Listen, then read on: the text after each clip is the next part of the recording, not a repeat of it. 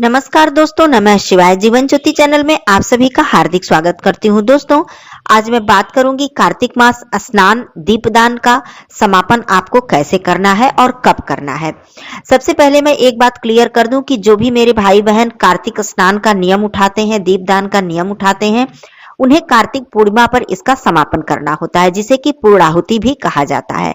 तो बात आती है उद्यापन की। जैसे कि बहुत लोग कहते हैं कि हमें इसका उद्यापन करना है पूर्णिमा पर, तो दोनों में फर्क है। हो सकता है कि आपके यहाँ इसे उद्यापन भी कहा जाता हो, किसी किसी के यहाँ उद्यापन बोला जाता हो, लेकिन जो उद्यापन की बात है मैं स्पष्ट कर दूं कि कार्तिक स्नान और दीपदान का जो उद्यापन होता है वो 12 वर्षों तक इसका नियम करने के बाद 13वें वर्ष में इसका उद्यापन किया जाता है। उद्यापन करने के बाद भी आप चाहें तो कार्तिक स्नान का नियम उठा सकते हैं और पूरे विधि विधान से पूरे कार्तिक मास में स्नान दीपदान कर सकते हैं। तो उद्यापन उसे कहा जाता है, जैसे हम लोग व्रत का उद्यापन करते हैं कि अब हमारा व्रत पूरा संपूर्ण हो गया, अब हम व्रत नहीं रख सकते हैं या रखने में असमर्थ हैं, तो हम इसका उद्यापन कर दें। उसी प्रकार कार्तिक नियम का उद्यापन भी किया जाता है। तो 12 वर्ष जब पूरे हो जाते हैं तो 13वें वर्ष में उस वर्ष भी पूरा नियम किया जाता है और अंतिम में पूर्णिमा के दिन इसका विधि विधान पूर्वक उद्यापन किया जाता है, जो कि बहुत ही विस्तृत तरीके से किया जाता है। जैसी जिसकी सामर्थ्य हो पूरे विधि विधान से पंडित जी को बुलाकर इसका उद्यापन किया जाता है। और मैं बात करूंगी आज पूर्णाहुति और समापन के विषय में, जो कि हम लोग प्रत्येक कार्तिक मास में स्नान का नियम करने के बाद अंतिम में समापन करते हैं। तो आप लोग हो सकता है इसे उद्यापन भी बोलते हो, कोई बात नहीं, लेकिन मैंने सोचा कि उद्यापन और समापन और पूर्णाहुति में मैं स्पष्ट कर दूं कि उद्यापन कब किया जाता है और समापन कब किया जाता है। तो आज मैं बात करूंगी कि जो भी मेरे भाई बहन पूरे माह का नियम उठाए थे, या फिर जो भी भाई बहन भीष्म पंचक व्रत केवल उठाए थे कि 5 दिनों का जो पंच महाव्रत होता है, जिसमें कि पूरे हमें कार्तिक मास का फल प्राप्त होता है, उसका हमें किस तरह से पारण और समापन करना है। चाहे उसे आप पूर्णाहुति कह लीजिए या फिर समापन कह लीजिए, या फिर आप लोग यदि उद्यापन कहते हो तो उसे उद्यापन कह लीजिए। तो आइए एक एक करके मैं सारी बातें बताती हूँ, कब करना है और 365 जो बाती का दीपदान है वो हमें कब जलाना है और किस तरह से पूरी विधि हमें करनी है। यदि आप पंडित जी को नहीं बुलाते हैं, अपने घर में ही इसका समापन करते हैं, तो किस प्रकार से करना है। तो सारी बातें क्लियर होंगी। आप लोग वीडियो में अंत तक बने रहिएगा। चैनल पे पहली बार हैं तो चैनल को सब्सक्राइब कर लीजिएगा। वीडियो आपको उपयोगी लगे तो इसे एक लाइक जरूर कीजिएगा और लोगों में इसे शेयर भी कर सकते हैं। कमेंट बॉक्स में ओम नमो भगवते वासुदेवाय अवश्य लिखिएगा। दोस्तों, सबसे पहले मैं बता दूं 2023 में कार्तिक पूर्णिमा जो व्रत की पूर्णिमा है और देव दिवाली है वो 26 नवंबर दिन होगा रविवार को। और जो मुख्य पूर्णिमा है अर्थात स्नान दान की पूर्णिमा है, जिस दिन हमें समापन करना है, पूर्णाहुति करनी है, सारे कार्य करने हैं, 365 बाती का दीपदान करना है, ये होगा 27 नवंबर दिन होगा सोमवार को। अब आइए विधि एक एक करके मैं बता देती हूँ। यदि आप ब्राह्मण के द्वारा, पंडित जी के द्वारा, गुरु जी के द्वारा करवाते हैं तो उनके बताए अनुसार आप सारी विधि करें, सारी व्यवस्था करें। और आप स्वयं करते हैं तो मैं सरल विधि बता देती हूं कि किस तरह से किया जाता है। सबसे पहले जो भी भाई बहन चाहे पंच महाव्रत उठाए हो, चाहे पूरे माह का व्रत उठाए हो स्नान का और दीपदान का, सबसे पहले आप दोनों लोगों के लिए ही ये नियम है, ब्रह्म मुहूर्त में आप लोग उठ जाइएगा। उसके बाद स्नान कर लीजिएगा, स्वच्छ वस्त्र धारण कर लीजिएगा। काले, सफेद या बहुत ही गहरे नीले रंग के वस्त्र आप लोग धारण मत कीजिएगा। रंग बिरंगे वस्त्र, लाल, पीले, हरे, इस तरह के वस्त्र धारण कर लीजिएगा। और ब्रह्म मुहूर्त में ही उठकर जिस प्रकार आपने 5 दिनों तक किया है या पूरे माह किया है, उसी प्रकार से आप सूर्यदेव जी की पूजा और माँ तुलसी जी की पूजा कर लीजिएगा। जहां तक हो सके प्रातः काल ही ये सारे कार्य आप कर लें तो इसका बहुत ही ज्यादा विशेष फल प्राप्त होता है। अब 365 बाती की दीपदान की मैं बात करूं तो मुख्य रूप से 365 बाती का जो दीपदान होता है वो माँ तुलसी जी के निमित्त होता है, माँ गंगा जी के निमित्त होता है, और देवालय में, शिवालय में, मतलब किसी भी मंदिर में होता है, और देव वृक्ष के समीप होता है। और वैसे आपकी जितनी इच्छा है, जहां तक आप कर सकें अनंत दीपदान करें, ये और भी उत्तम है। लेकिन मैंने मुख्य रूप से बताया कि इतना तो आपको अवश्य ही कर देना चाहिए यदि आपने नियम उठाया है। तो मैं बात करती हूँ अब एक एक करके विधि की। तो आप सबसे पहले माता तुलसी जी के समक्ष उनका पूजन कीजिएगा, परिक्रमा कीजिएगा, जल अर्पित कीजिएगा, विधि विधान से उनकी पूजा कीजिएगा। और माता तुलसी जी के समक्ष आप भोग लगाइएगा, फलों का भोग, मिठाइयों का भोग, कुछ अपने घर में सात्विक फलाहार बनाकर उसका भोग आप लोग लगा दीजिएगा। माता तुलसी जी की आरती कर लीजिएगा और 365 बाती का दीपक आप लोग प्रज्वलित कीजिएगा। दीपक में जैसे आप चाहें तो घी डाल सकते हैं, चाहें तो तिल का तेल डाल सकते हैं। और दीपक का पहले पूजन कर लीजिएगा। पुष्प, अक्षत, चंदन इत्यादि से पूजन करने के बाद दीपक के नीचे आप एक आसन रखिएगा, जैसे कि चावल या गेहूं, कोई भी अनाज का आसन रख के उसके बाद आप दीपक प्रज्वलित कर दीजिएगा। दूसरा दीपक आपको माँ गंगा जी के निमित्त प्रज्वलित करना है। मान लीजिए जो भी मेरे भाई बहन तीर्थ स्थल पर जाकर ये समापन करते हैं या फिर कल्पवास कर रहे हैं, उनके लिए तो बहुत ही अच्छी बात है, लेकिन जो लोग घर पर कर रहे हैं वो लोग माँ गंगा जी के निमित्त किस प्रकार 365 बाती का दीपक जलाएंगे। एक चौड़े मुंह के पात्र में किसी जैसे परात जो होता है उसमें आप गंगा जल डाल लें। उसके बाद माँ गंगा जी का आप लोग पूजन कर ले। माँ गंगा जी का स्मरण करके देखिए, जो पूजा पाठ की बात होती है सारी भाव से होती है, श्रद्धा से होती है, तो उनका स्मरण कर लें और ये ध्यान करें कि माँ गंगा जी यहीं आपके पास विराजमान है। वहां पे उनका पूजन करें। अक्षत, पुष्प, चंदन इत्यादि से पूजन करने के बाद उनको प्रणाम करें, भोग प्रसाद उनके समक्ष अर्पित करें। उसके बाद जिस प्रकार से मैंने बताया, दीपक का पूजन करके आसन देकर आप 365 बाती का दीपदान कर दें और माता गंगा जी की भी आरती कर लें। उसके बाद आप भगवान विष्णु जी और माँ लक्ष्मी जी की पूजा अर्चना कर लें।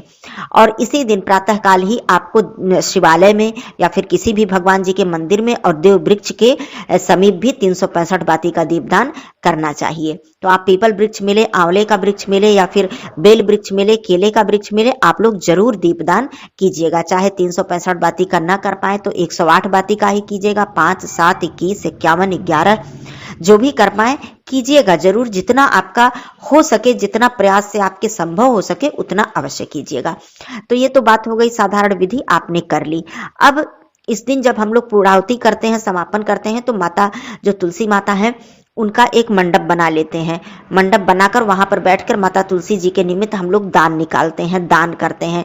तो माता तुलसी जी के निमित्त सबसे पहले तो आप वस्त्र में आप लोग जैसे पुरुष के वस्त्र जो होते हैं और स्त्री के वस्त्र, दोनों ही वस्त्रों का दान कीजिएगा।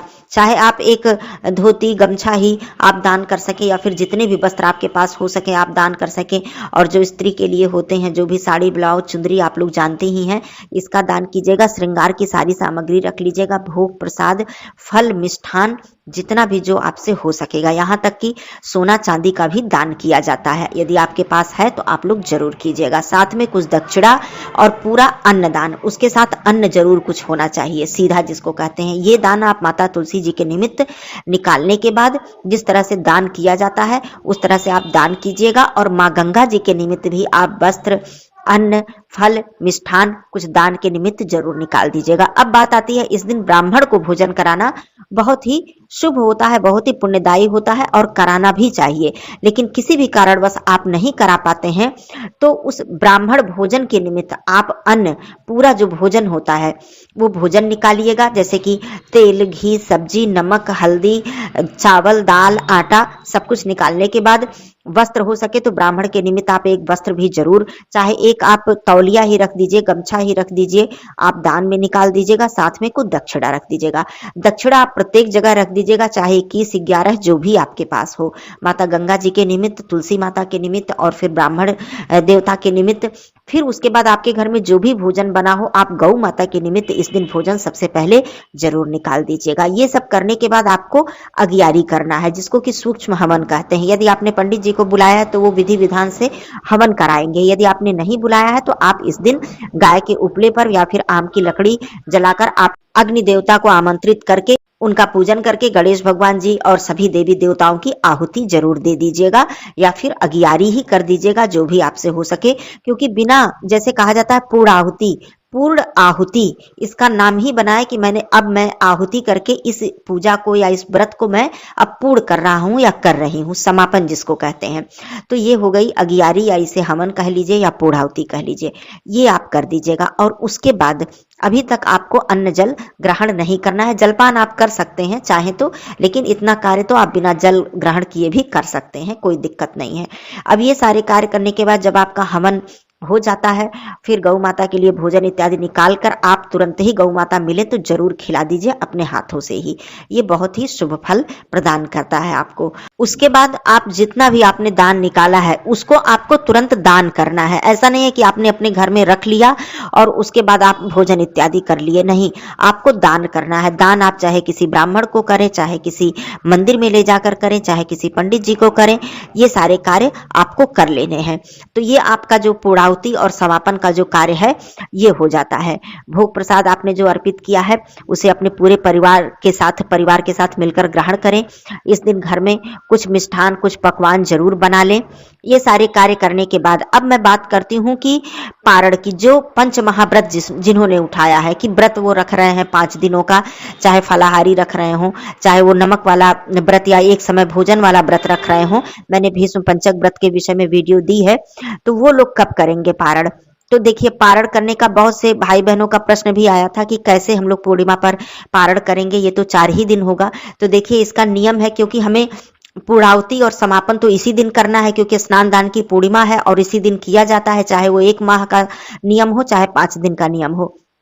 तो ये सारे कार्य आप प्रातः काल कर लेंगे। और पारण की जहां तक बात है, ये आप तीसरे प्रहर में करेंगे, मतलब संध्या के समय 2 बजे 2:30 बजे के बाद से करेंगे। इसका यही नियम है। यदि बहुत से भाई बहनों के मन में ये आ रहा है कि हमारा 5 दिन पूरा नहीं होगा, तो आप अगले दिन मतलब प्रतिपदा के प्रातः काल में भी कर सकते हैं, कोई दिक्कत नहीं। लेकिन इसका नियम जो है वो मैं बता रही हूँ।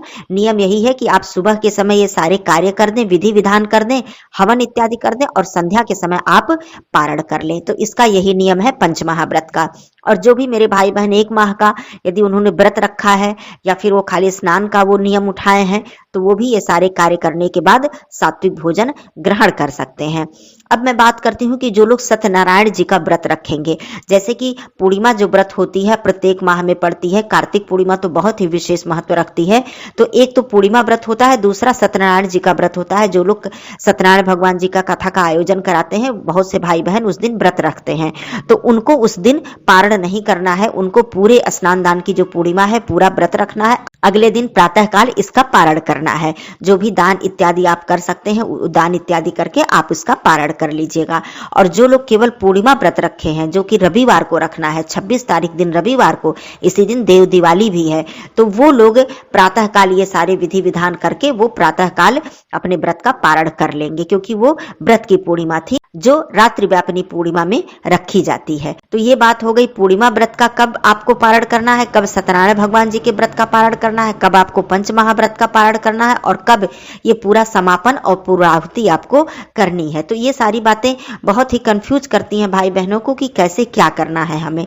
और उद्यापन की जहां तक बात है, क्योंकि बहुत सारे लोग इसे उद्यापन भी बोलते हैं, तो हो सकता है उसी समापन को ही उद्यापन बोलते हो, लेकिन मैंने इसीलिए समापन, उद्यापन और ये पूर्णाहुति के बारे में मैंने स्पष्ट कर दिया। तो इस प्रकार से आप लोग ये सारे कार्य कर लीजिएगा।